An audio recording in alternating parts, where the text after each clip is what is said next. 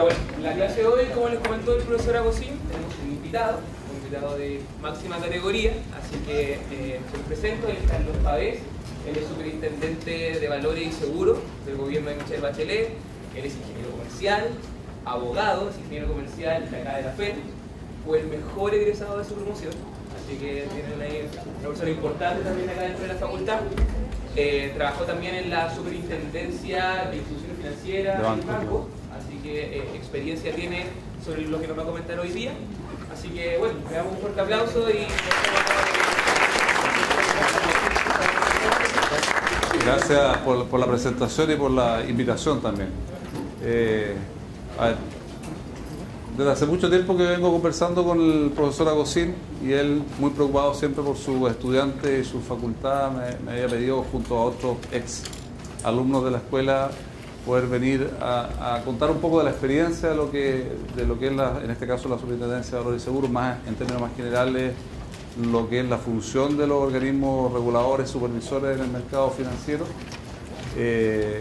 En el contexto del curso que les está impartiendo a ustedes, que es un curso de introducción a la economía y básicamente en esta etapa que les está pasando las materias introductorias de lo que tiene que ver con funcionamiento del mercado financiero, mercado de capitales.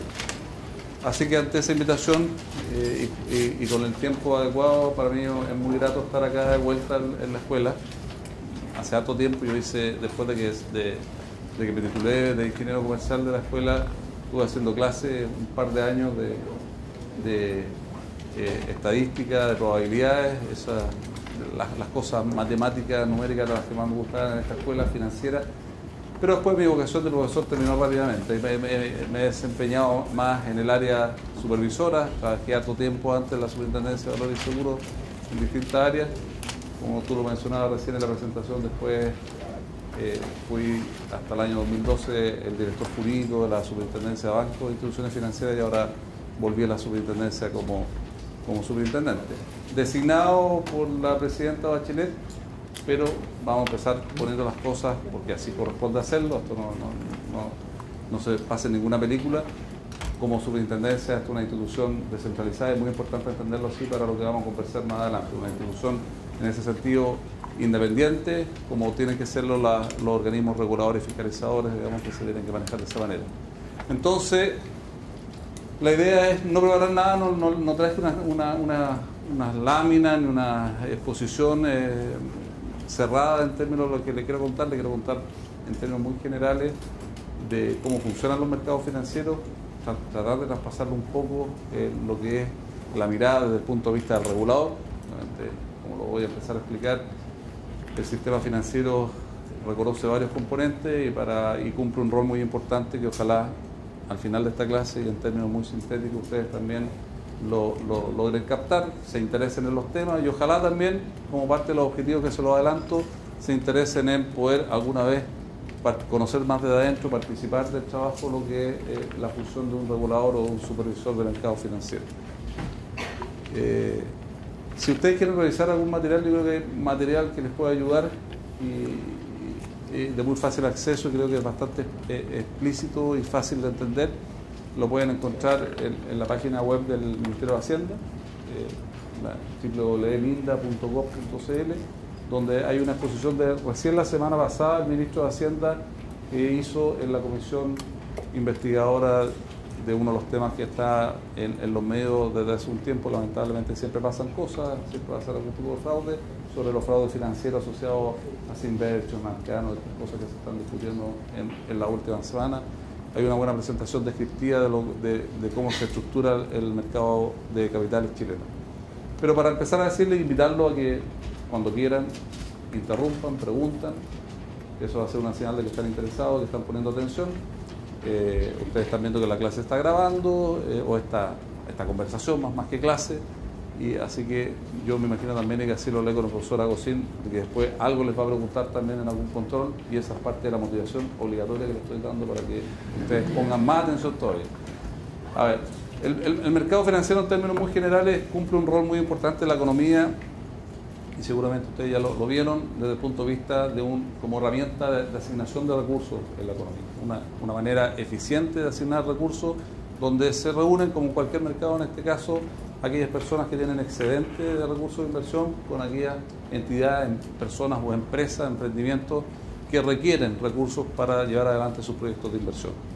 Y así, como se da en cualquier mercado, como les decía, en un mercado financiero, esos son los principales agentes, oferentes y demandantes de recursos financieros.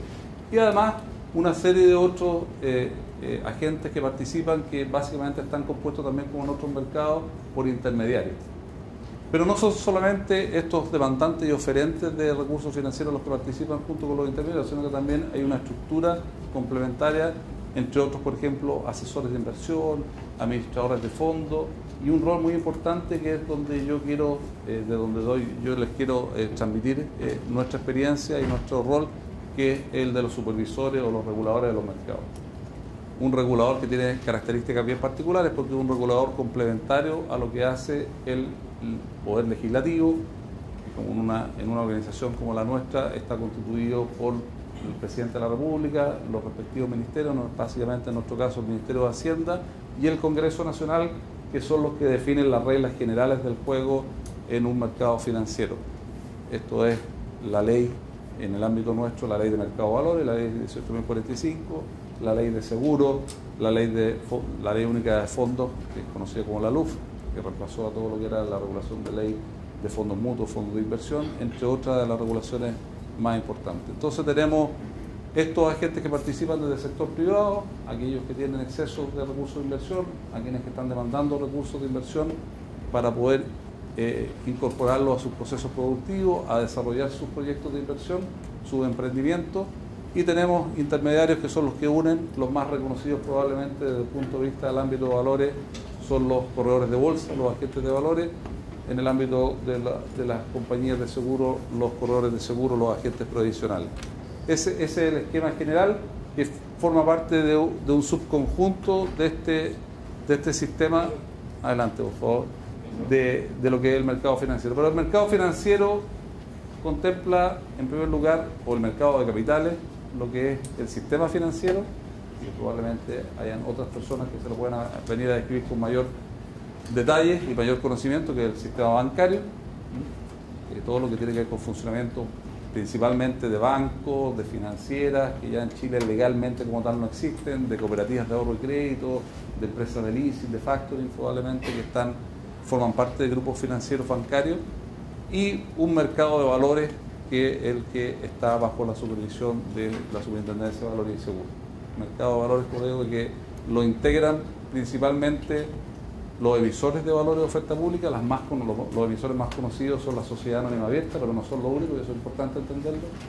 Lo que regula la ley, lo que nosotros principalmente fiscalizamos y complementamos la regulación, tiene que ver con los emisores de valores, entre los cuales está la Sociedad Anónima Abierta, pero también pueden haber otro tipo de entidades, incluso personas naturales o pequeñas compañías con otra naturaleza jurídica que emiten valores.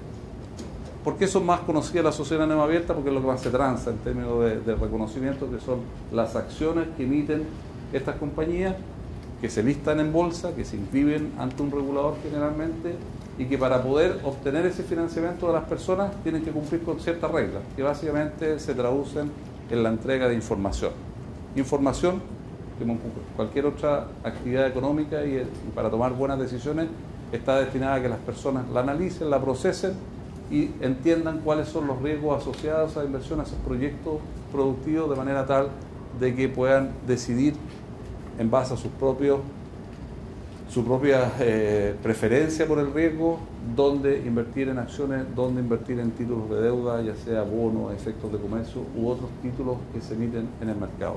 Ese es el funcionamiento en términos generales. Entonces tenemos emisores que están en busca de recursos de inversión, que se financian a través de capital, mediante emisión de acciones básicamente, o a través de deuda, mediante la emisión principalmente de bonos, que son instrumentos de deuda de largo plazo, o efectos de comercio, o papeles comerciales, como le dicen en otros mercados, que son deuda a corto plazo, generalmente deuda con vencimiento a menos de un año. Los bonos, deuda con vencimiento de un año en adelante. Ese es uno de los componentes importantes, y otros son, como le digo, los inversionistas. En general, en los mercados de valores, los inversionistas, y dependiendo del país que uno esté analizando, la región que uno está analizando está integrada por distintos tipos de personas o entidades. En algunos países más desarrollados, con mayor cultura financiera-económica, esos inversionistas incluyen una parte importante de la población que directamente invierte parte de sus ahorros en estos mercados de valores a través de la compra de acciones con la participación de corredores, de brokers o agentes de valores, o directamente a través de vehículos de inversión como las administradoras de fondos mutuos, fondos de inversión. Pero en países como el nuestro, de la región, de esta zona de la región de América, en general una realidad bastante extendida en toda la región latinoamericana, los principales inversionistas, los que aportan estos recursos, los que los canalizan, son los que se denominan inversionistas institucionales. Estos son principalmente en Chile las administradoras de fondos de pensiones o los fondos de pensiones, las administradoras de fondos de inversión o fondos mutuos y las compañías de seguro. Esos son los grandes inversionistas en Chile. Donde tenemos además una característica bastante peculiar, que es que las entidades, las empresas que se abren y que se financian a través de estos mercados son entidades que tienen alto grado de concentración. O sea, sociedades que están controladas sobre un 50% o más por un grupo de personas o una familia que es fácilmente identificable. Uno mira el mapa en Chile del mercado de valores, ve que la gran mayoría de las compañías tienen claramente un controlador, el que ustedes quieran ver. Si piensan en Falabella, claramente uno sabe quiénes son los controladores, los principales propietarios de Falabella, la familia Solari, la familia Cunio, la familia del Río, que después de la fusión que tuvo con Sodimac, que eran los anteriores dueños de Sodimac. Ellos controlan con un porcentaje muy alto de la propiedad el grupo Falabella. Y así, si uno ve Cencosud, el señor Polman, que es el controlador, y Copec, y Tendai, y todas las demás, Vice, la familia Matia, y ahí uno puede hacer fácilmente un mapeo de quiénes son los controladores de las compañías. Por lo tanto, desde el punto de vista regulatorio y de fiscalización, enfrentamos una realidad bien particular. Una realidad en la que hay compañías que concurren a estos mercados para levantar financiamiento, para obtener una estructura de financiamiento más eficiente en una mezcla entre deuda, capital propio y capital de terceros, que son estos inversionistas, y estos inversionistas que representan intereses de todas las personas, probablemente en el corto plazo más directamente de todos ustedes, cuando empiecen a trabajar y estén obligados a cotizar en una AFP, buena parte de sus ahorros, de sus recursos de ahorro van a estar canalizados a través de las AFP, que van a ser las receptoras de esas cotizaciones previsionales. Probablemente ahora también, un poco más indirectamente, a través de sus padres, que son los que tienen buena parte de sus ahorros para su pensión futura, o ya para los que están pensionados, que están destinados a la administración de esta AFP o de una compañía de seguros que les provee una renta vitalicia. O sea, aquí, desde el punto de vista del rol que cumple un regulador en el caso, como en países como en Chile o en mercados como el chileno, es muy relevante, porque está llamado a la protección y al adecuado funcionamiento de estos mercados. Para que, volviendo al inicio, la economía funcione adecuadamente, se requieren entonces que estos recursos disponibles, estos recursos de inversión, se canalicen a los mejores proyectos. No quiere decir que se canalicen a proyectos sin riesgo. Un componente esencial de cualquier mercado financiero es el riesgo. Lo importante es que las personas que tomen esas decisiones de inversión y que destinen esos recursos de inversión sepan y estén conscientes de los riesgos que están asumiendo. Entre paréntesis, por eso también es tan importante combatir este tipo de fraudes, porque lo que la gente tiene que entender no es que en mercados regulados no hay riesgo, pero sí tienen que saber que los retornos que están esperando y los retornos que le ofrecen, digamos, o el rango de retornos que le ofrecen, guardan relación con los riesgos propios de una actividad empresarial, con los negocios que se hacen, ya sea financiero, de un retail, de una línea aérea, de lo que sea, o un holding de empresas que invierten en distintas actividades económicas. Son esos riesgos los que está asumiendo y no los riesgos de fraude.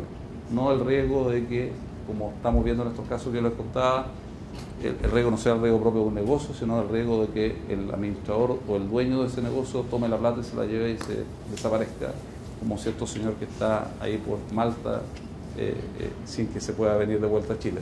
Esas son las reglas del juego que un regulador y el legislador, como decía, el Ministerio de Economía o Finanzas, de Hacienda, con el Congreso y y las entidades administrativas como la superintendencia son las encargadas de definir esas reglas del juego que garanticen que las personas que inviertan solamente enfrenten los riesgos de la gestión de esos negocios, de la gestión de los negocios de esos emprendimientos, y no se les ofrezcan rendimientos distintos, situaciones que no respondan a la actividad empresarial que se está llevando adelante. Entonces, ¿sí? ¿Qué tan importante entonces tendría ser como la incertidumbre que podría tener una persona cuando intenta poner su dinero en alguna empresa, en algún fondo de inversión? ¿Qué tan importante es la incertidumbre en el mercado de los valores? En general nosotros acá vemos como tratamos de sacar los impuestos básicos, no hay mercado de incertidumbre, etcétera, etcétera. Pero eso es una de las cosas bien importantes que tienen los inversores hoy en día, que trabajan con el riesgo de la incertidumbre, no saber lo que va a pasar, de cómo va a funcionar. Bueno, incertidumbre, incerteza asociado claramente a los niveles de riesgo que estaba mencionando, es un factor clave, como les decía. Es muy importante entender, y ahí está el grado de aceptación, digamos, por ponerle algún nombre, al riesgo que tiene cada uno de los inversionistas. Y por eso es tan importante la información. La información es relevante, es clave también a la hora de poder tomar decisiones de inversión, para que uno sepa cuál es el nivel de riesgo que está tolerando o que está dispuesto a tolerar. Y como ustedes también lo deben estar viendo ya a esta altura de la carrera y del curso, hay una relación directa entre riesgo y retorno. Cuando uno mira en el largo plazo, en el mediano largo plazo, ve los grandes números, uno claramente tiene que estar consciente de que a mayores riesgos debería estar asociado a una mayor rentabilidad, si uno lo quiere, un mayor retorno, siempre están asociados mayores riesgos. No hay inversiones libres de riesgo. Incluso las que se denominan libres de riesgo tienen algo de riesgo, ¿verdad? Que va a ser, lo más claro es, por ejemplo, cuando uno ve una inversión en títulos de deuda, y sobre todo si son títulos de deuda de organismos estatales o del propio Estado.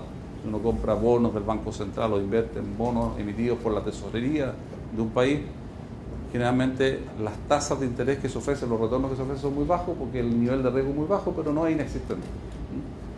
Algunos sostienen que algunos países, o la deuda de algunos países, tiene riesgo cercano a cero, pero es un tema que siempre está sujeto a cuestionamiento. O sea, si uno mira a nivel internacional, probablemente los títulos de deuda emitidos por el gobierno de Estados Unidos, el Tesoro de Estados Unidos, son los que ofrecen menores retornos porque están asociados a un nivel de riesgo muy bajo, que está ratificado, entre otros, por otros actores relevantes, complementarios a este sistema financiero o a este mercado de capitales, que son, por ejemplo, las entidades clasificadoras de riesgo. Entonces, el riesgo es un factor efectivamente clave en esto, que hay que entenderlo para poder generar un ambiente propicio para que la gente confíe sus inversiones en estos mercados. Eso es parte clave del adecuado funcionamiento. Un mercado es eficiente y le agrega valor a una economía en la medida que hayan suficientes oferentes y demandantes, como cualquier mercado en la economía. En este caso, que hayan, mientras mayor sea la cantidad de personas que tienen disponibilidad de recursos, mientras mayor sea la cantidad de personas que están demandando que tengan proyectos de inversión, es un mercado más eficiente en la medida que también exista total información, total apertura. Ahora, ustedes probablemente también a esta altura estarán viendo que en teoría, si uno pudiera confiar en que todos tenemos la misma información, en que no haya asimetría de información, en que todos conocen las reglas del juego, probablemente las regulaciones no serían necesarias. Y cada uno, con la formación, con el conocimiento, con la preparación que tuviera, podría saber identificar en cuáles proyectos de inversión destinar sus recursos en función del riesgo que está dispuesto a tolerar. Pero la realidad muestra que los mercados no son perfectos. La información no fluye a todos por igual, ni todos tienen la misma preparación para poder tomar adecuadas decisiones de inversión. Por eso también se justifica, primero, que hayan regulaciones, segundo, que hayan entidades del tipo de una superintendencia que esté llevando adelante una función de protección a quienes participan de ese mercado. Hay que ser bien cuidadosos, eso es quizás de los mensajes más importantes en términos de que hay que tratar de lograr ese adecuado balance. Ni demasiada regulación, ni demasiada fiscalización o supervisión que ahogue las iniciativas del mundo privado en términos de los proyectos de inversión que se ofrecen, pero tampoco ausencia absoluta de supervisión y regulación, porque eso posibilita o genera condiciones para que personas con no muy buenas intenciones capture esos recursos de inversiones y los destine a finalidades que no son las más deseables, ¿sí? ¿Cómo se calcula ese riesgo? ¿Es lo que va cambiando? Por ejemplo, a veces o sea, se ven que las relaciones variantes. ¿De dónde sacan esa variante que hace que esté constantemente cambiando? Bueno, a ver, depende del tipo de negocio. Ahí, cuando empiecen a ver los ramos financieros que se vayan por esa rama de la carrera, se han ido desarrollando dentro de lo que es la especialidad de microeconomía y particularmente en finanzas, modelos que permiten determinar ese riesgo, que están asociados a la actividad del mercado en que se desarrollan esos negocios de inversión. Por lo tanto, uno sabe que hay ciertas actividades que tienen mayor riesgo y que están más correlacionadas con la actividad económica, por ejemplo. Y ahí uno va a ver que son riesgos, que no me quiero adelantar mucho, lo que probablemente van a ver más adelante, pero riesgos que se pueden diversificar y riesgos que no se pueden diversificar. Hay riesgos que no se valoran desde el punto de vista del mercado porque son riesgos no diversificables que tienen que ver con la actividad o con los hechos de la naturaleza. Porque el típico ejemplo que uno pone cuando empieza a hablar de temas de riesgo y con actividad económica.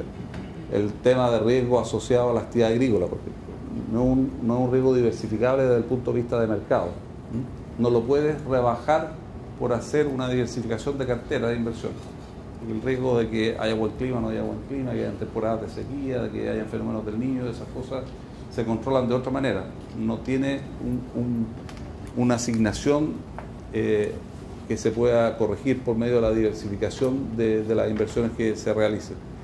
Entonces, para tratar de hacerlo lo más simple posible, estos riesgos se van determinando en función de la historia.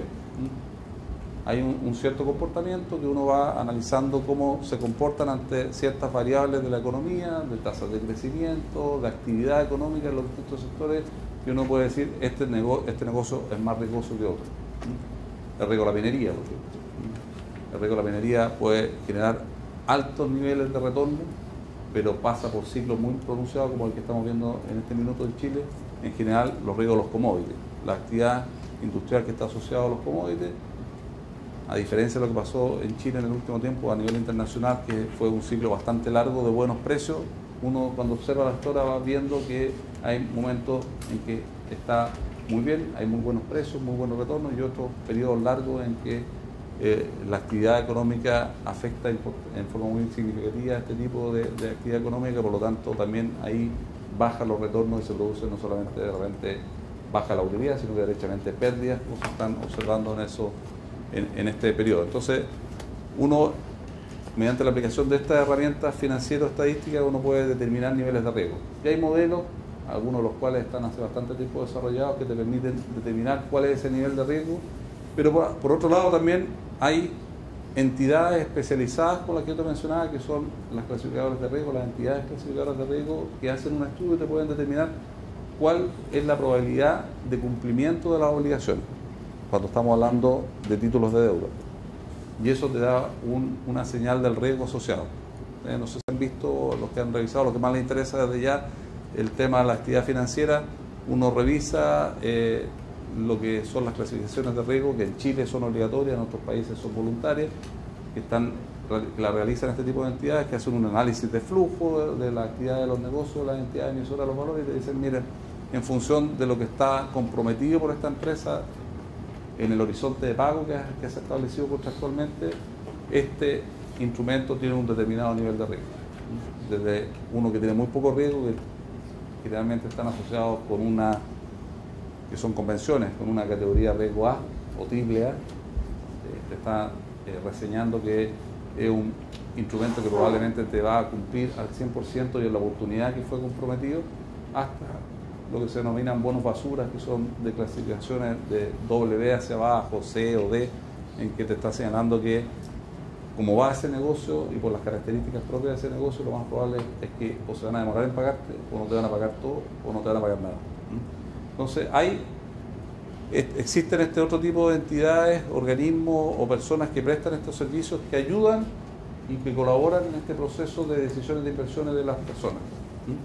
En otro actor relevante, como decía, son los institucionales. Estos institucionales que tienen áreas de especialistas para determinar y hacer un seguimiento de los riesgos de los títulos de inversión y estructurar carteras diversificadas en función de las demandas de cada una de las personas. Para dar un ejemplo más cercano, es el caso de los fondos de pensiones en Chile. Por un tema de regulación, por el hecho de que son ahorros obligatorios, el legislador, el gobierno, el Estado, se preocupa de definir un marco bastante más estricto de lo que son aquel que se aplica para decisiones de inversión voluntaria. Cuando yo me digo que son ahorros obligatorios, porque efectivamente cuando uno trabaja, por ley te descuentan un porcentaje determinado, que actualmente es el 10%. El 10% de tu remuneración, al menos el 10% de tu remuneración, va destinada a ahorro a una AFP. Y por lo tanto, el legislador ha entendido que tiene que proteger también eso y establece ciertas reglas de diversificación de inversiones. Y por eso ustedes después, si ven, se desarrolló hace unos años el tema de los multifondos. Entonces, mire, dado que las personas igual no tienen probablemente toda la preparación, el conocimiento financiero para poder determinar cuáles son los niveles de riesgo asociados a su realidad vital, no es lo mismo una persona como ustedes que en un par de años más, 4 años más van a empezar a trabajar y que van a tener un tiempo largo de acumulación de ahorros para su pensión futura, y una persona como yo que ya estoy un poco más cerca de la edad de jubilación, un poco más, en que yo evidentemente no debería asumir los mismos riesgos que asume una persona joven, porque voy a requerir de esos recursos en un plazo mucho más corto. Esa es la razón, por ejemplo, de que se crean estos multifondos. Entonces, mire, cada administradora va a tener 5 tipos de fondos, que son estos, los A, B, C, D, uno que está más concentrado en títulos accionarios y que por lo tanto es más riesgoso.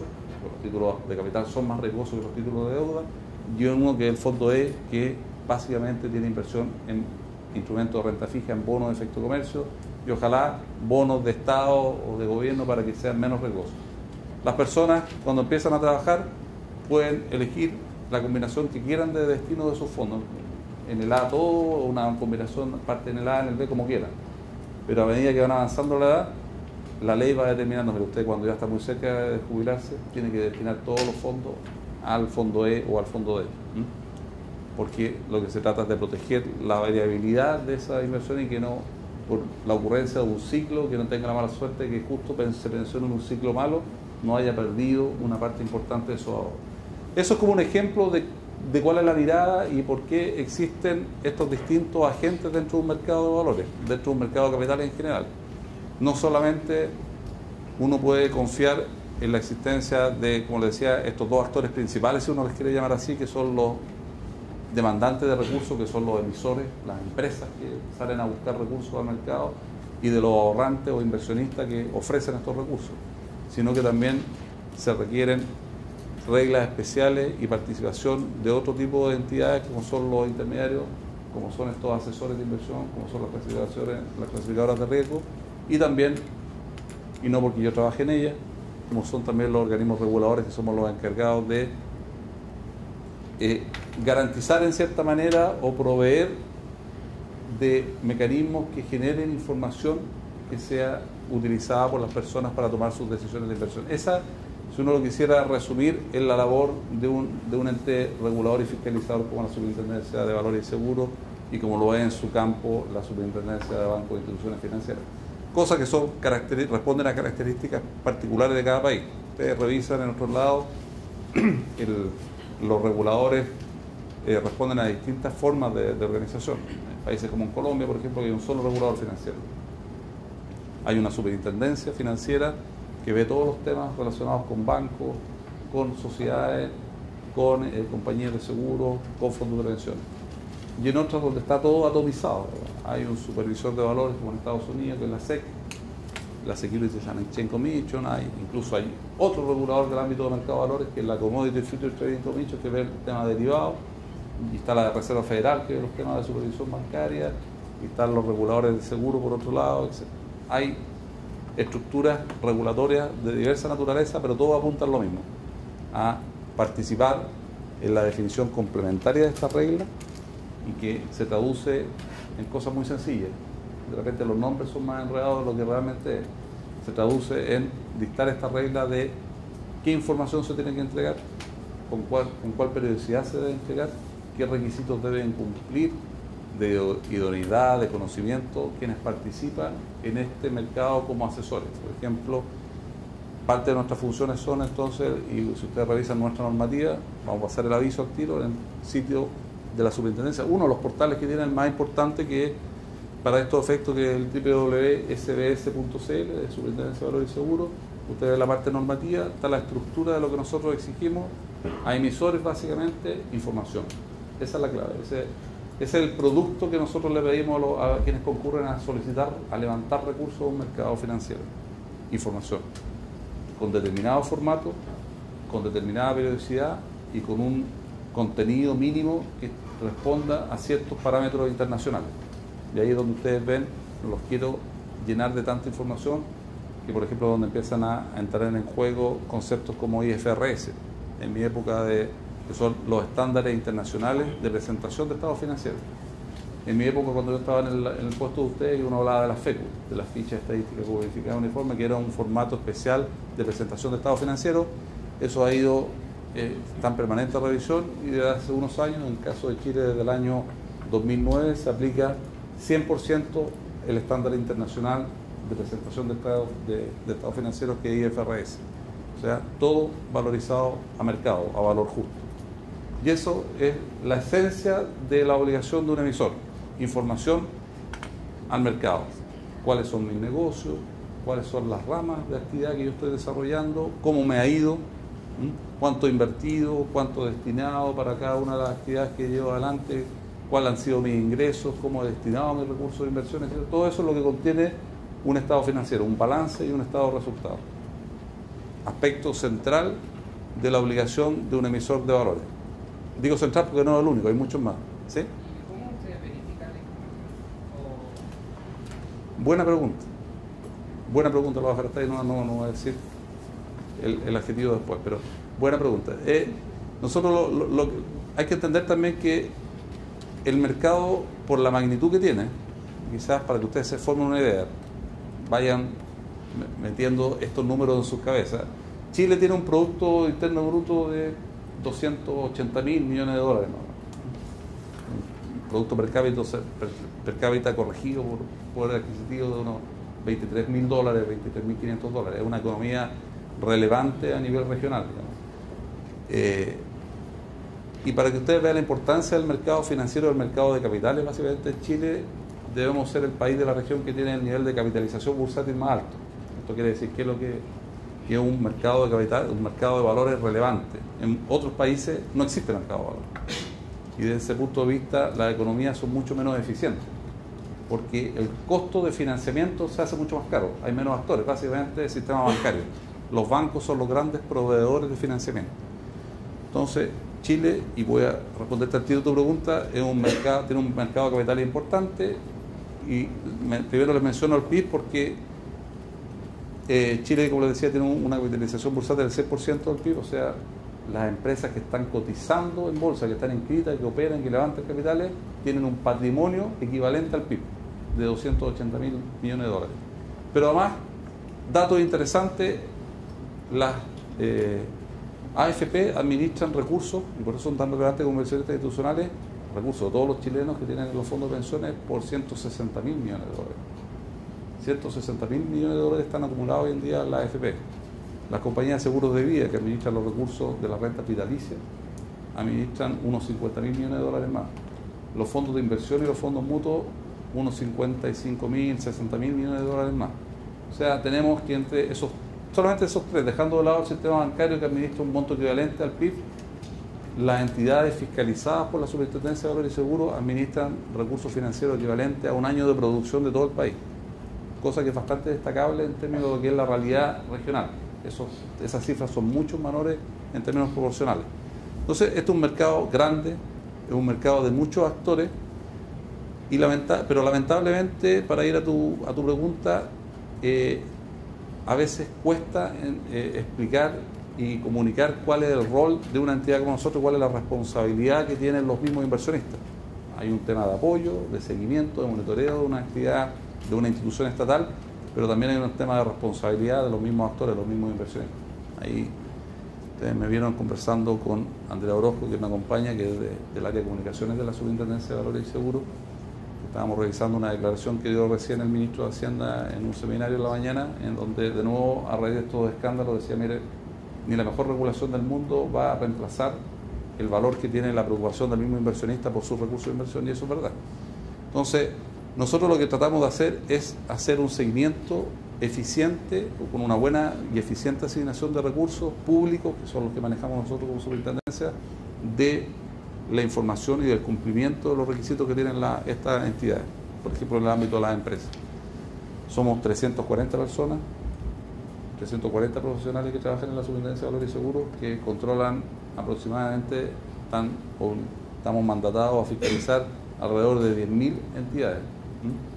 Uno de repente ve y dice, bueno, pero son 300 sociedades o 350 sociedades anónimas, más otros emisores, y actualmente tenemos 65 compañías de seguros que funcionan en Chile, hay unos 60 corredores de bolsa, hay corredores de bolsa de productos, entonces tú empiezas a contar todo lo más que hay 2.500 corredores de seguros, hay asesores previsionales, deben ser unos 500 y así, y fiscalizamos una cantidad de cosas que ni nosotros entendemos que tenemos que fiscalizar, pero fiscalizamos los fondos de crédito universitarios, fiscalizamos una parte de las sociedades anónimas deportivas profesionales, cosa que nos trae dolores de cabeza. Pero entonces, ¿cómo se puede hacer? Con un enfoque de supervisión que tiene que reconocer esa realidad. Y por lo tanto nosotros, es importante la pregunta porque mucha gente piensa que nosotros prácticamente somos una unidad de auditoría interna o cogestionamos las compañías que fiscalizamos, que tenemos la capacidad y debemos tener la capacidad de conocer en qué está cada sociedad que está en la Superintendencia de Valores y Seguros, como que fuéramos parte de la administración y tuviéramos que saber, porque nos envían los estados financieros, en qué está, cómo está yendo, qué negocios están haciendo, dónde están invirtiendo.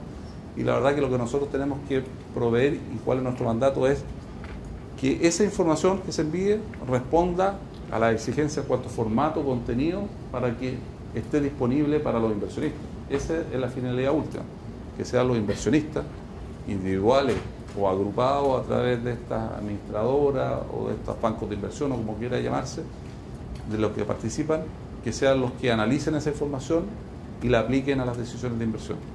No es la superintendencia la que tiene que determinar, por ejemplo, en este ámbito, en otros sí, pero en este ámbito, el riesgo de una inversión o la conveniencia de una inversión.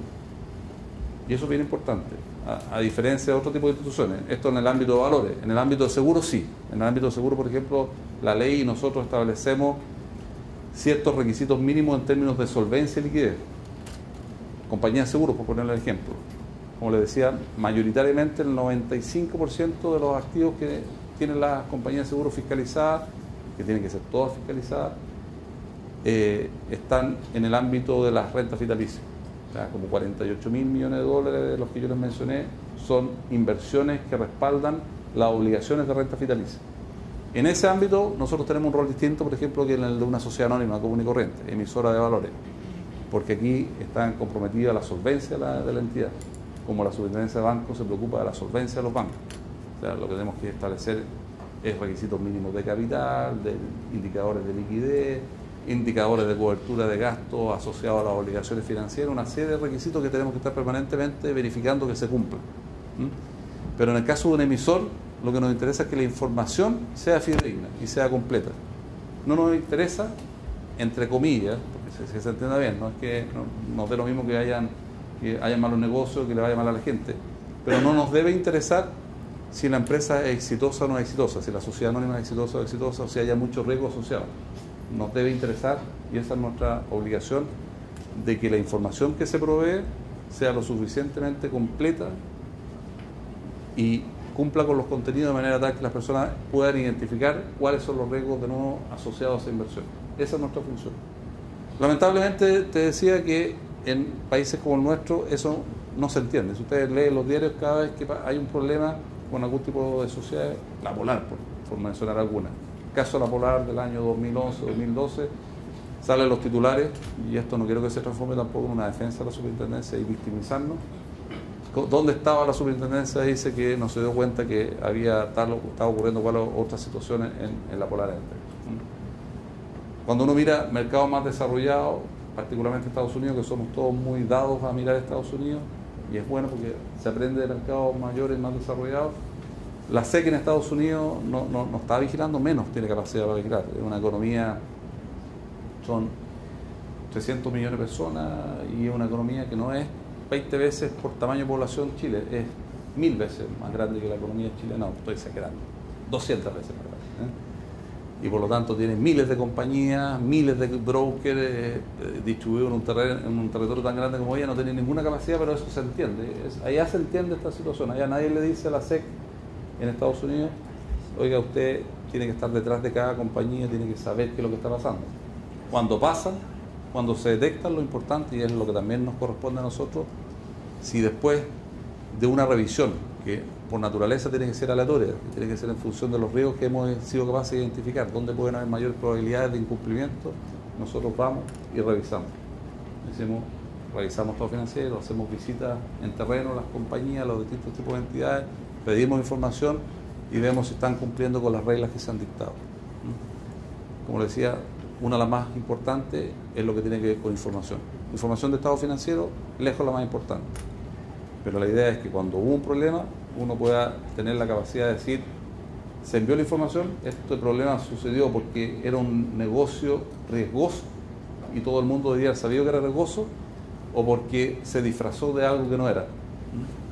Ya sea porque se dijo que no tenía todo el riesgo que tenía, no se entregó toda la información, y ahí es donde uno debe operar como regulador, es decir, mira, como supervisor, aquí se entregó información incompleta, errónea, que no era fidedigna, y por lo tanto ahí se generan las responsabilidades y aplicamos otro ámbito de nuestras funciones, que ya no es la de regular complementariamente, como lo había explicado, ya no es la de fiscalizar propiamente tal, sino que es la de sancionar.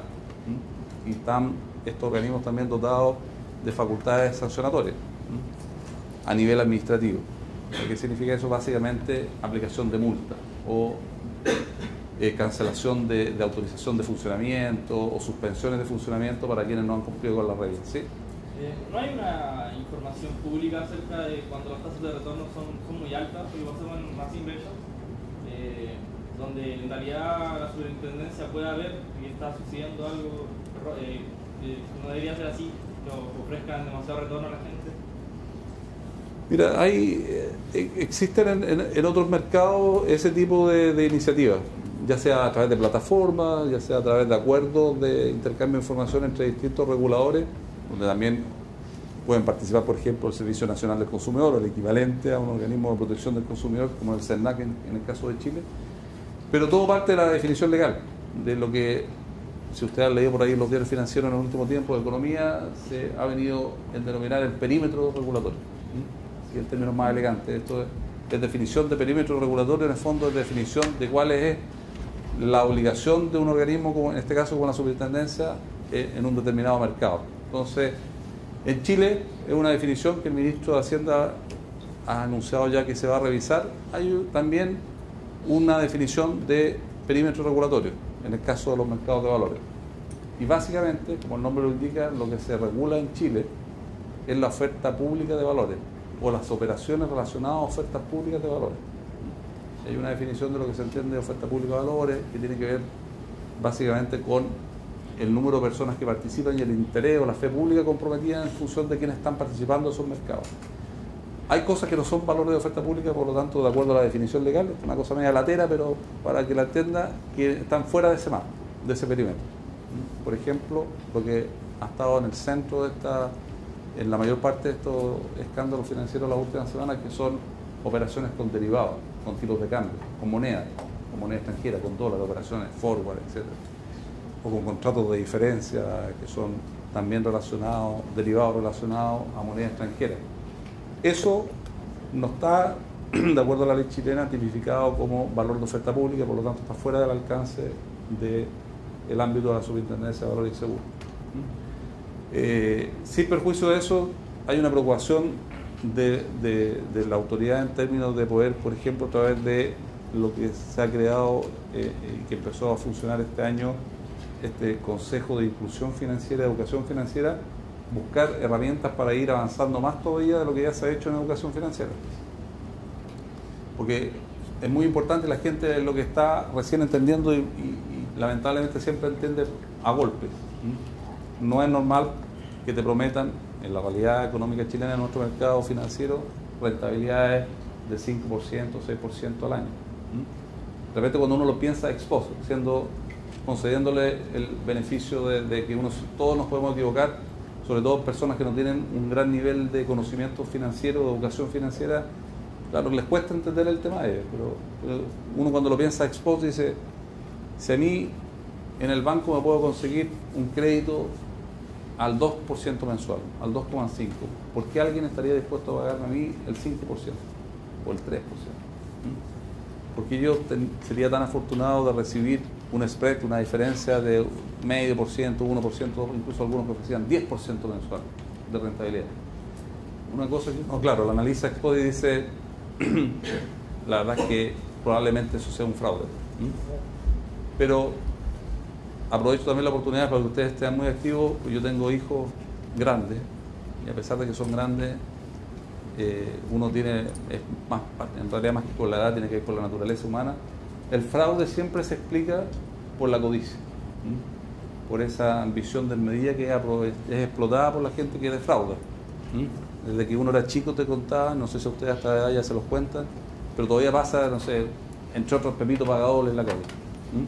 Y la gente uno la ve, sobre todo en el centro de Santiago, sigue jugando Pepito Pagadoles.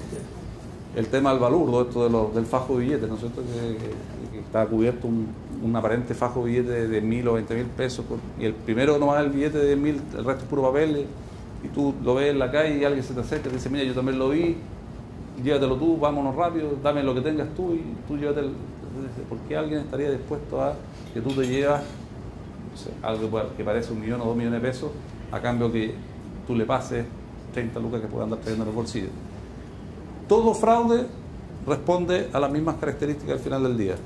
La oferta de algo que cuando uno lo analiza fríamente no tiene razón de ser. Y por eso es importante lo que tú preguntas, generar mejores condiciones de divulgación de información para que la gente entienda, y mejor educación financiera, mayores conocimientos. Y es un proceso largo probablemente. Hay cosas que se pueden hacer y que estamos tratando de hacer ahora en términos de poder compartir información, que la gente al menos sepa que, de nuevo, sin poder aislarse totalmente del riesgo, porque toda inversión, como le decía hace un rato, tiene asociado un riesgo. Claramente hay ciertas ventajas, un mayor nivel de protección cuando tú operas con agentes que están sometidos a algún tipo de regulación, que están sometidos a la obligación de entregar información habitualmente, bajo ciertos parámetros, que están sometidos más a la revisión de un organismo, en este caso estatal, que les puede exigir entrega de información, que los puede visitar, que los puede revisar, y que en el caso de incumplimiento los pueda sancionar. Con lo que eso significa, los pueda sancionar. Cuando digo con lo que eso significa, desde el punto de vista de aplicar una sanción pecuniaria, que ustedes pueden ver que puede ser tan grande como las que pasamos hace poco más de un año en el caso Cascada. Aplicamos sanciones, las sanciones más grandes que se han aplicado en la historia, de unos 167 millones de dólares a las personas involucradas, pero también con lo que significa el daño reputacional para quienes realizan este tipo de negocios, mayoritariamente en forma legítima, y que no quieren verse expuestos a una sanción, a esa pérdida de confianza del inversionista. Entonces, una primera señal que les puede servir a ustedes y para que la transmitan en su núcleo, en su familia, es que la magia en las finanzas como en la vida no existe. O sea, cuesta ganarse la plata. Si te ofrecen 2%, 3%, 5%, 10% al mes, algo raro tiene que haber. Algo raro tenía que haber cuando la señora francesa, señora de los quesitos, ofrecía duplicar la inversión por tener unas masitas 3 días en la casa. Ese, con distintos nombres, al final uno llega a lo mismo, un esquema Ponzi. Es una estructura piramidal, probablemente la mayoría de las veces.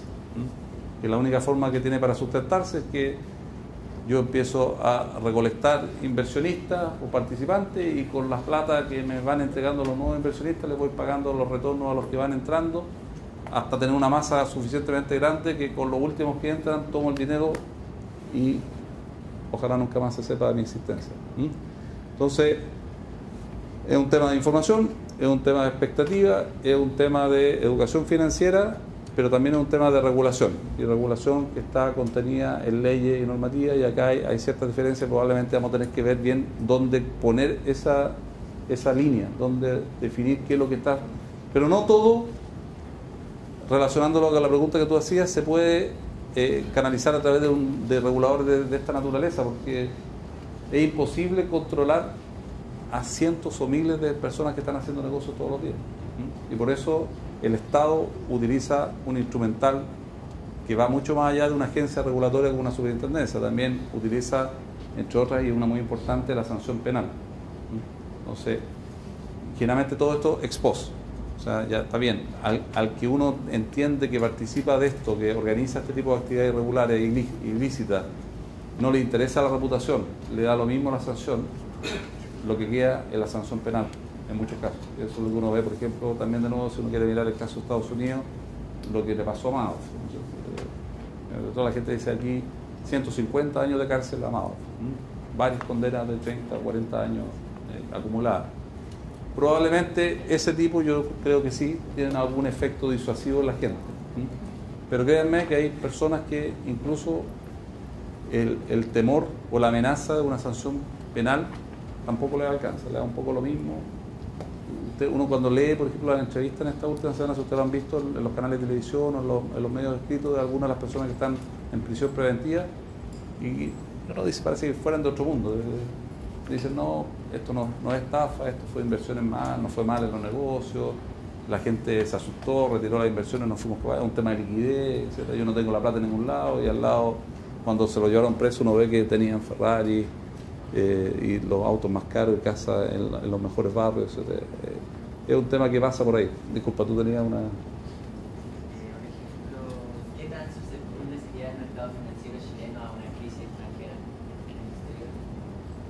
Bueno, ahí ese es un tema bien interesante también, que uno lo trata de abordar, y nosotros somos parte de la institucionalidad que está a cargo de eso, a través de mecanismos de intercambio de información y de la aplicación de reglas. Cuando uno le pone a estos actores importantes, particularmente a los bancos, que trabajan intermediando recursos financieros directamente, pero también a las compañías de seguro, a algunas administradoras, requisitos especiales de patrimonio, de liquidez, como le decía antes, o de cobertura, algunos requisitos financieros, está apuntando justamente a eso, a prevenir y a tener ciertos colchones que permitan enfrentar esa periodo de inestabilidad financiera internacional. Particularmente los bancos, porque es importante, porque los bancos, como institución financiera, es una institución que trabaja con recursos de terceros, muy apalancados, con altos niveles de endeudamiento, admitidos por ley. Los bancos, el negocio es captar recursos, básicamente vía depósitos de nosotros mismos, de las personas, y aplicar esos recursos al financiamiento de entidades o empresas. Entonces, hay un alto incentivo natural a que se trate de hacer negocios riesgosos por parte de los bancos que no eran regulaciones, para generar el mayor spread posible, la mayor diferencia entre la rentabilidad que yo voy a obtener de quienes le presto el dinero a lo que yo tengo que pagar a quienes me depositan el dinero. Y por eso la regulación bancaria pone ciertas cortapisas o limitaciones en términos de lo que tengo que hacer, y exigencias de que si yo estoy haciendo préstamos muy riesgosos a sectores muy riesgosos, tengo que incorporar más capital, de manera de tener una buena relación entre capital y los compromisos que he asumido. Y eso entonces se hace un seguimiento. Uno debería entender ahora, para responder tu pregunta, que en la medida que esas exigencias están bien definidas, los riesgos son menores. Pero ante una crisis importante o generalizada, es difícil que algún sistema financiero salga indemne. Pero así todo, si tú miras la última gran crisis internacional, la del 2008-2009, la que reventó con el caso Lehman Brothers, entre otros, uno puede observar que no solamente Chile, pero Chile fue uno de los países destacados en la región, soportó bastante bien el tema.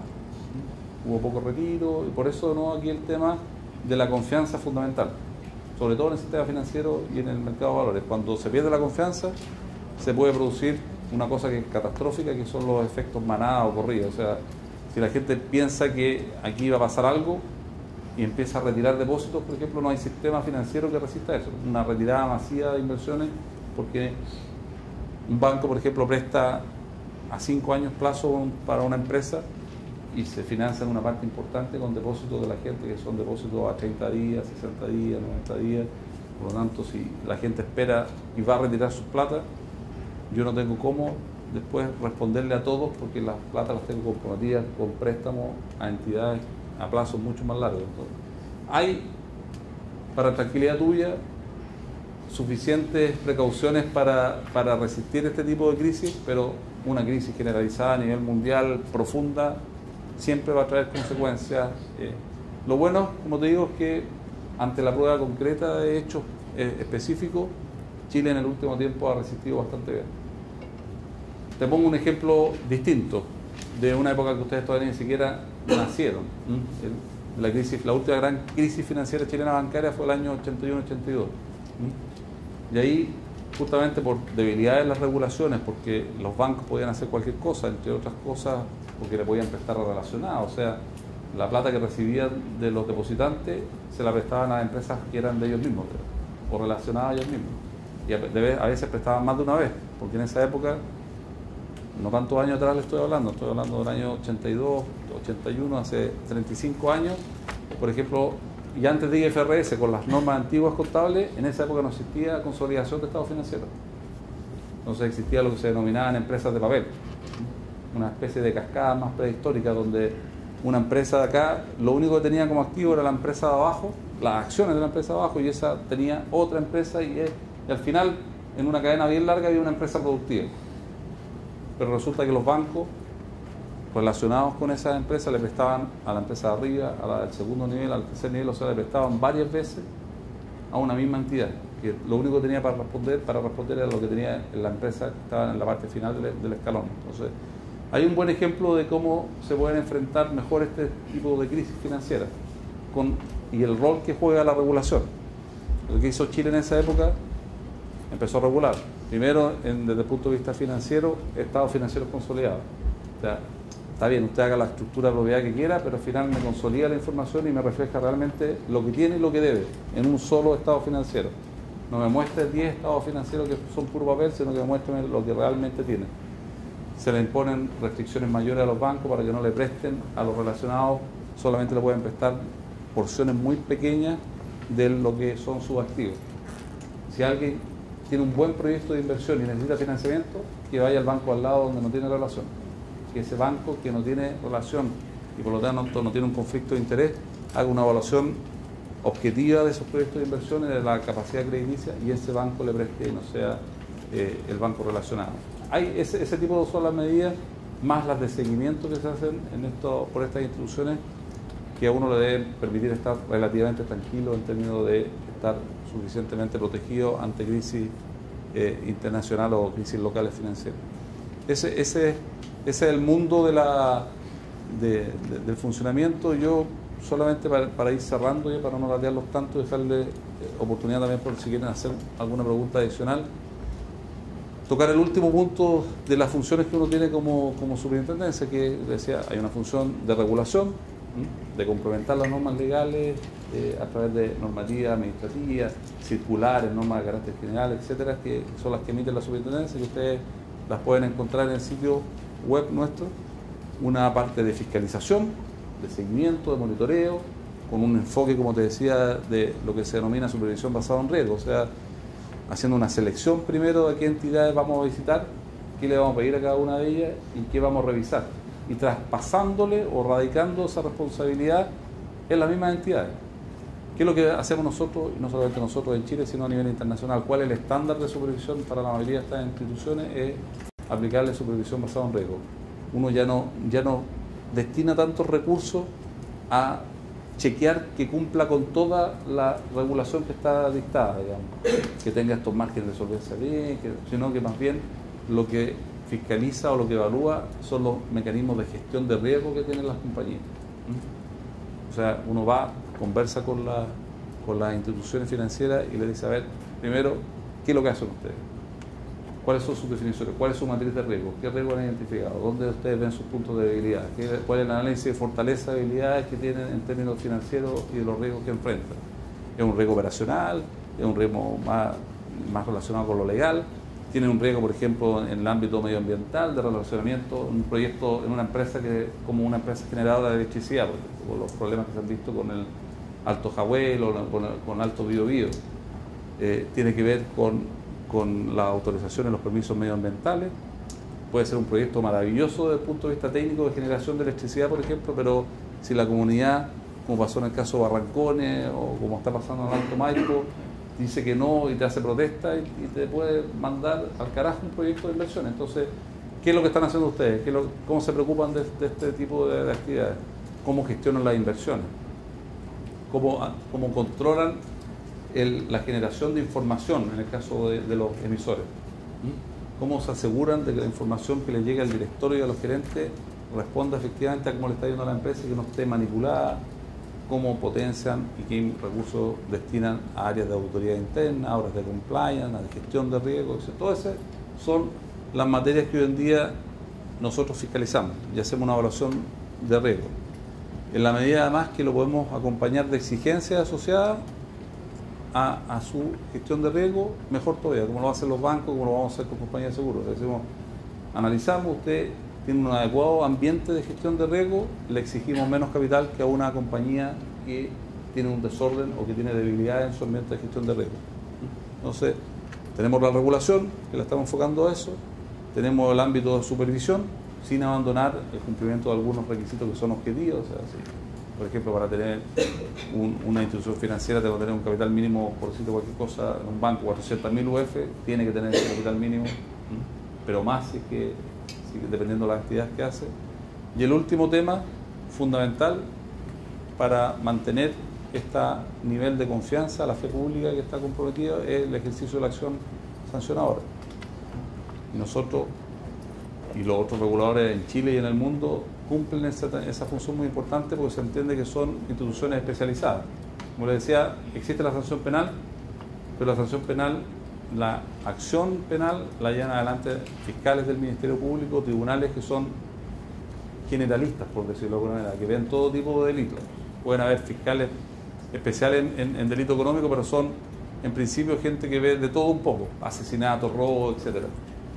El que tiene más conocimiento son este tipo de agencias como la Superintendencia de Valores y Seguros en el Mercado de Valores y dice, bueno, analizamos lo que está pasando y si detectamos que se están desviando, incumpliendo, infringiendo las normas, llevamos también adelante un proceso de sanciones que es muy importante para seguir manteniendo esa confianza en el mercado. O sea, créanme, en un mercado donde las personas ven que no se cumplen las reglas y que se abusa de las posiciones de los más débiles, es un mercado que termina siendo al corto plazo muy ineficiente, porque la gente se empieza a retirar, empieza a destinar sus recursos a otra cosa, o lo mete bajo el colchón, como se dice en las plata, o los pone en el banco en un depósito a plazo, en una libreta de ahorro que no les renta nada, o se tientan al final del día con rentabilidades como las que conversábamos hace un rato, que le ofrecen este otro tipo de instituciones con todos los perjuicios que eso tiene. Aquí, volviendo al principio, es muy importante esto y uno lo puede ver en el día a día, el funcionamiento adecuado de un mercado de valores, porque incide directamente en el bienestar de todos los ciudadanos. Si tenemos buenos mercados, entre otras cosas, hay buenas rentabilidades con un adecuado nivel de riesgo que permiten financiar pensiones. Entre mejores sean las rentabilidades, mejor funcionamiento, mayores proyectos de inversión, mayor empleo también, una economía más sana, más activa, tiene un beneficio indudable en términos de lo que uno podría esperar de la contribución de ese mercado de valores. Entonces, la parte de sancionatoria también es muy importante y ahí nosotros tenemos una función que aquí quizás es la parte que está menos relacionada con la carrera, con economía, con ingeniería comercial en general, que está una buena parte enfocada o en auditores o en abogados, que son los que trabajan en la superintendencia en esos aspectos, encargados de llevar adelante procesos de investigaciones y de sanciones para determinar cuando hubo incumplimiento cuáles son las responsabilidades de cada uno y aplicar las medidas correctivas que correspondan. Esa es parte importante de este grupo de herramientas que utilizamos. En este tema de las sanciones que hacemos, ¿no estará un poco deficiente en Chile? Porque se hace súper rentable para las empresas usar fraude, porque a lo largo del tiempo al final los fraudes terminan dándole mayores utilidades que las mismas sanciones que después se le hacen. Entonces, Eso es así, es una buena mirada, y es una cosa que nos tiene que llevar a la preocupación a nosotros. Por eso, dentro de este nivel de especialización que deben tener este tipo de instituciones como la superintendencia, también pasan por una adecuada coordinación y colaboración con las autoridades del Ministerio Público, por ejemplo, las policías y los tribunales en general. Es parte de lo que nosotros también tratamos de hacer. Tú te fijas, desde hace poco tiempo, y eso es gracias a que se cambió el sistema penal, la reforma procesal penal que entró en vigencia el año 2005, esto es relativamente nuevo en la región metropolitana, que fue la última que entró en vigencia, ha permitido ir generando mayor conocimiento y especialización de fiscales. Porque efectivamente, si uno mete en una ecuación el tema desde el punto de vista que quién quiere infringir la ley, que quiere defraudar, dice, bueno, mi ganancia esperada esta, le descuento la pérdida esperada de que me pillen y me sancionen, siempre va a ser, si lo miro objetivamente, hago un análisis económico del delito, puedo decir, es conveniente. Este es el ingreso esperado, neto, es positivo. Por lo tanto, si me pillan, bueno, a lo más pagaré una parte, o incluso soy eficiente en el delito, puedo esconder buena parte de la plata y al final voy a terminar con un coscorrón, algunos días o semanas preso, pero después no pasa mucho más allá que eso. Es importante también combinarlo con la acción del Ministerio Público y con la sanción penal.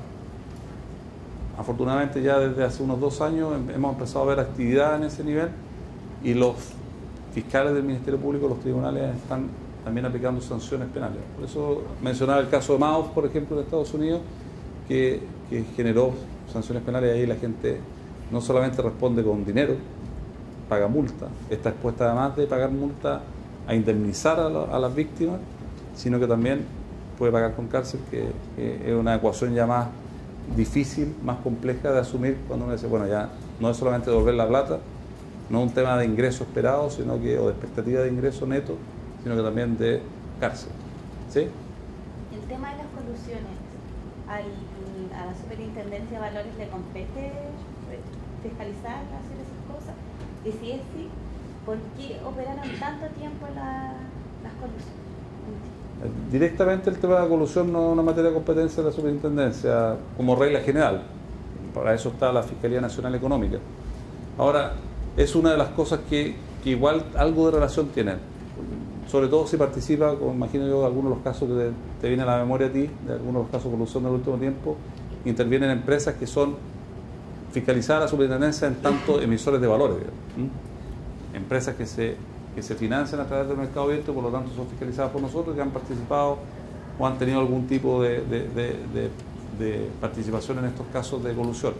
Entonces, desde ese punto de vista, nosotros colaboramos con la Fiscalía Nacional Económica en estos procesos de investigación, en términos de lo que es la información, y porque además hay un tema de responsabilidad hacia los accionistas.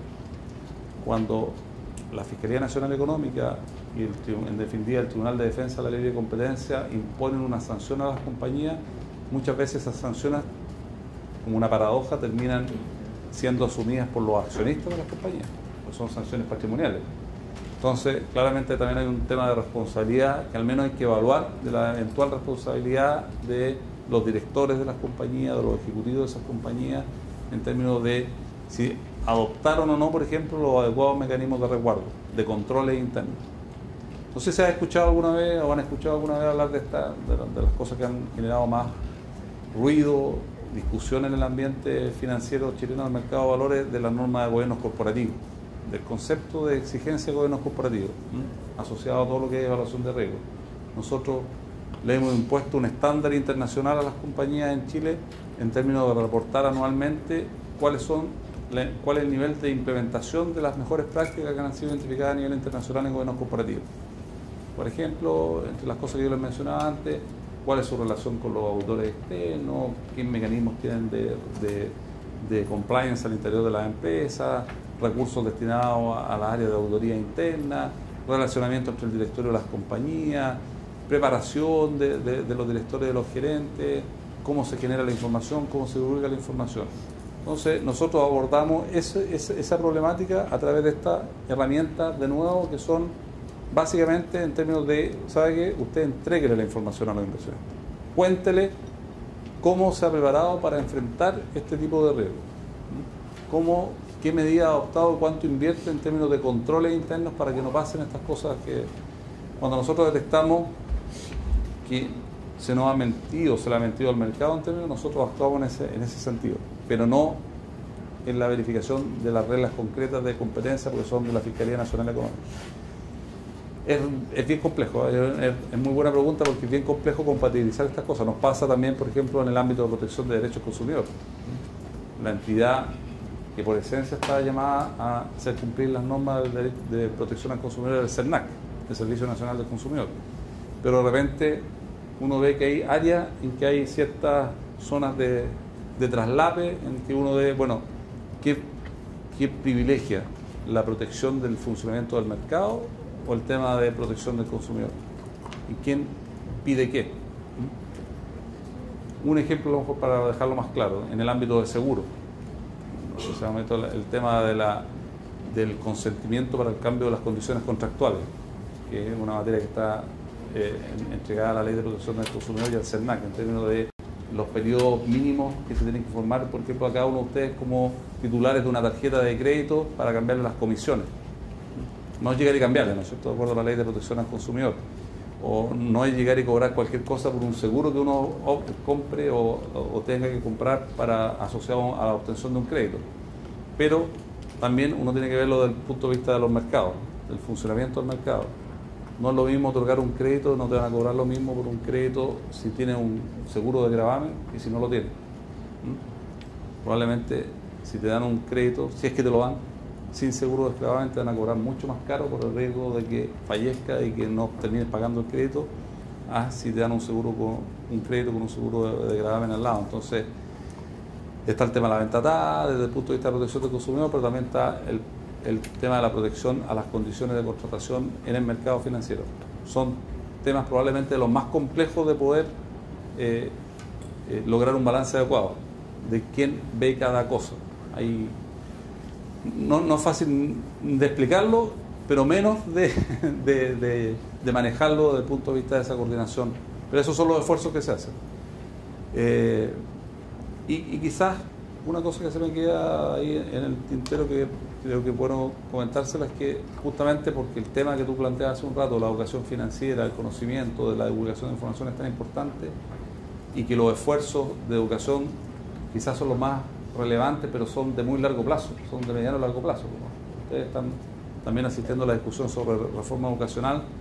Los frutos de estos procesos no son de un año, 2 años, son de varios años.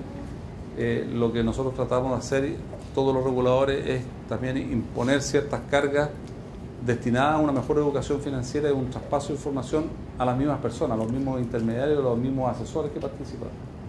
O sea, no solamente la gente, nosotros como inversionistas, como consumidores financieros, tenemos poco conocimiento generalmente, no entendemos probablemente lo que estamos hablando. Nos cuesta, y créanme que es así, distinguir de repente entre cuando hay un interés simple y un interés compuesto. A la gente no entiende la diferencia de cosas así de básicas, ¿no? O que nosotros por formación profesional entendemos que son muy básicas, pero la gente ese tipo de cosas no entiende. No entiende lo que significa, por ejemplo, un 5% de interés al mes, no entiende que eso es casi un 6% de interés al año, digamos. Entonces, dado que eso es difícil, que uno lo puede ir abordando a través de mejor educación, incorporando programas en los programas vocacionales de los colegios, etcétera, también uno tiene que preocuparse de mejorar la preparación de quienes proveen estos servicios, quienes participan en los procesos de venta y comercialización. Así como uno se extraña cuando el cliente no entiende bien estas cosas, y por eso es importante darse la lata de escuchar a un ex alumno de vez en cuando de la facultad. Los vendedores, por ejemplo, tampoco conocen mucho. De repente les toca la mala suerte de ir a ofrecer cosas a uno en la superintendencia o a colegas en la superintendencia que te llegan a ofrecer y uno les empieza a preguntar 2 cosas y no sabe lo que están vendiendo. Que te vienen a ofrecer, por ejemplo, programas de APB, cosas simples, ahorro previsional voluntario con las distintas modalidades. Y uno le empieza a preguntar para ver si sabe lo que te están vendiendo. Esta es la pauta que tengo yo, digamos. Esto, y lo demás, por favor, llame al ejecutivo a la FP o llame al ejecutivo al banco, porque yo en realidad esto es todo lo que sé.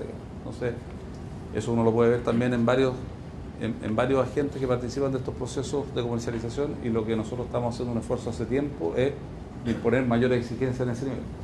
Cuando ustedes han escuchado Por ejemplo, normas que están orientadas a pedir certificación de conocimiento o acreditación de conocimiento de los corredores de bolsa, de la gente que trabaja en la administradora de fondos. Estamos tratando de abordar ese tema, de que buena parte de esa brecha que hay de conocimiento parta porque las personas que venden, que informan y asesoran, conozcan. Por lo tanto, no cualquiera pueda ir y venderte una renta vitalicia, con lo que eso significa. Hasta hace pocos años, por ejemplo, estaba sin regulación el tema de las comisiones para las asesorías previsionales. Para que ustedes tengan solo una idea, una persona hoy día en Chile en promedio, después de trabajar 30 años, 35 años, acumula un fondo, el promedio es 2.500 UF, ya unos 55 millones de pesos, que le tiene que durar 20, 25 años, que es la expectativa de vida para un hombre o para una mujer, o 18, 19 años para un hombre. Realmente eso es insuficiente. Y si además de eso, hasta hace 5 o 6 años, los asesores previsionales de repente te cobraban 5% de eso como comisión de asesoría por personal. Te sacaban buena parte y además ofreciendo, eran malas prácticas, no todos lo hacían obviamente, pero habían algunos que hacían malas prácticas y la gente la incentivaban porque decían, bueno, que te cobro 5, como tú estás obligado a destinar esto a la pensión, yo te devuelvo una parte de ti para que tú tengas plata para gastar inmediatamente, para que puedas hacer un viaje y todo, pero la gente no reparaba en que eso le disminuía todavía más el fondo y por lo tanto le disminuía todavía más las pensiones que iban a obtener a futuro, que era la plata de ellos mismos la que le estaban devolviendo. Entonces eso explica, solamente lo pongo como un ejemplo para entender el porqué de alguna regulación. Porque lo que hace el Estado en ese caso dice, mire, no, máximo puede tener que poner una comisión máxima, puede tener que generar mejores condiciones de competencia para que la gente esté bien informada y yo creo que con 2%, con un estudio que se hace cada 2 años o todos los años, se puede determinar cuál es el nivel máximo de comisiones que es razonable para remunerar a las personas que asesoran, sin perjudicar a las personas que se están sometiendo a este proceso de pensión. Eso yo diría, si quisiera resumir cómo funcionan los mercados y cuál es la función que nosotros hacemos. Es una función que a mi juicio es muy importante, que apunta directamente al beneficio de todas las personas. No es más importante, obviamente, que no quiero decir que sea más importante que la que hacen los privados, digamos, pero es tan importante como la que hacen los privados, tan importante como quien participa de un emisor, de un corredor de bolsa, que es creativo, que genera negocios, que genera mejores propuestas y mejores condiciones de financiamiento.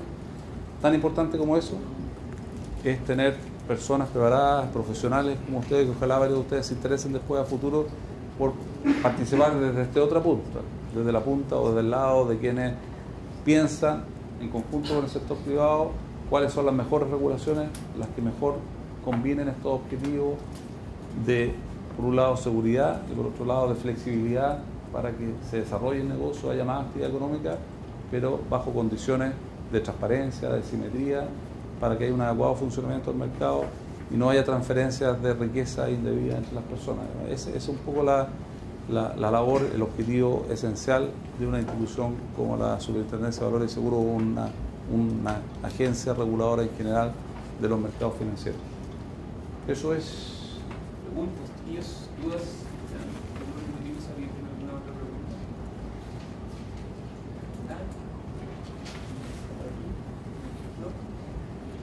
Los voy a amenazar entonces con aceptar otra visita del profesor Agustín para que... Sí. Por ejemplo, ya la AFP, por ley, uno tiene que invertir, por decirlo de una forma, tiene que pasar plata a ellos, ¿cierto? Entonces, si por ley se llega a fijar alguna cosa que afecta al mercado perfectamente competitivo, porque ahí necesariamente la AFP tiene la demanda lista, ¿entiendes? Solamente tienen que ofrecer mejores programas. Entonces, si por ley se crean estas instancias, la superintendencia solamente tiene que fiscalizar o algo así, no tiene como mayor influencia después. La gracia es un tema complejo en términos de hasta dónde asumir responsabilidades como Estado, porque tú mientras más intervención tengas también, más comprometes la responsabilidad estatal, digamos, fiscal. desde el extremo que si tú administraras todos los fondos, claramente tienes que responder por el 100% de lo que se está haciendo. Entonces, aquí se entiende que hay una responsabilidad también de la entidad privada que está administrando, gestionando esos recursos de ahorro. Y eso es lo que explica que en este caso, no somos nosotros, sino que nuestros amigos y vecinos de la Superintendencia de Pensiones, están en el edificio del frente, son los encargados de establecer esta regulación en el mismo sentido y coordinar una parte importante también de sus actividades con nosotros. Porque la AFP, en todo lo que tiene que ver con operaciones, inversiones, límites de inversión, responden a las reglas que fija la Superintendencia de Pensiones, pero invierten en instrumentos que emiten o que gestionan entidades que fiscalizamos nosotros, como Superintendencia de Valores y Seguros. Entonces hay una necesidad de coordinar esto de manera tal de que quede muy claro quiénes son los responsables de una de las decisiones. La misma ley de pensiones establece ciertos parámetros para que, en caso de que haya muy mala gestión de inversiones por parte de una AFP, tenga que responder patrimonialmente también con eso. No pasa eso porque al final hay un incentivo a que todas más o menos hagan lo mismo para no incurrir en eso, porque la regla está creada de tal manera que para que tú respondas patrimonialmente como administradora de fondos de pensiones te tienes que alejar mucho hacia abajo de lo que rentan el resto de las administradoras, los fondos administrados por la otra administradora. Pero ese es un poco el rol que tenemos en ese ámbito. Por un lado, de coordinación y de definición de ciertas reglas que inciden en las inversiones que pueden hacer los fondos de pensiones que están autorizados por, en este caso, la Superintendencia de Fondos de Pensiones.